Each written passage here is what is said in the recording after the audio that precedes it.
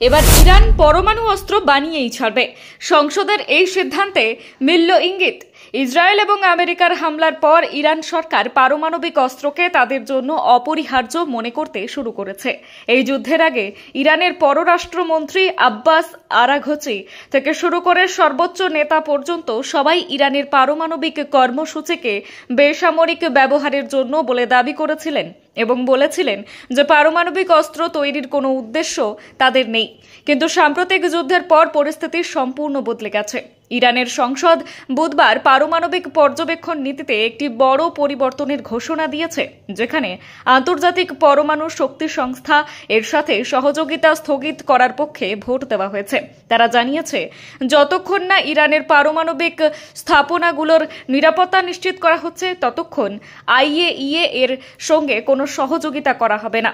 Israel আমেরিকার সম্প্রতি ইরানের প্রধান পারমাণবিক স্থাপনাগুলোতে হামলার পরিপ্রেক্ষিতে এই পদক্ষেপ নেওয়া হয়েছে, যার সম্পর্কে ইরানি আইন প্রণেতারা বলেছেন যে আইএইএ এর নিন্দা করতে ব্যর্থ হয়েছে।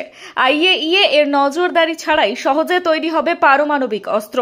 আইএইএ বিশ্বের বিভিন্ন দেশের পারমাণবিক কর্মসূচির ওপর নজর রাখে, যার ফলে সহজেই জানা যায় যে কোনো দেশ তাদের পারমাণবিক কর্মসূচিকে শক্তির পরিবর্তে অস্ত্র তৈরির জন্য ব্যবহার করছে কিনা। সংসদ এই প্রস্তাব পাশ করার পর আইএইএ এর কর্মকর্তারা ইরানের পারমাণবিক স্থানগুলো পরিদর্শন করতে পারবেন না এবং ইরানের পারমাণবিক স্থাপনাগুলোতে কি চলছে সে সম্পর্কে কেউ জানতে পারবে না। সংসদীয় অধিবেশন চলাকালীন ইরানের সংসদের সভাপতি মোহাম্মদ বাঘের ঘালিবফ ঘোষণা করেছেন যে তেহরান এখন থেকে আইএইএ এর সাথে ততক্ষণ পর্যন্ত সহযোগিতা করবে না যতক্ষণ না তাদের পারমাণবিক প্ল্যান্টগুলো সম্পূর্ণ নিরাপদ হচ্ছে।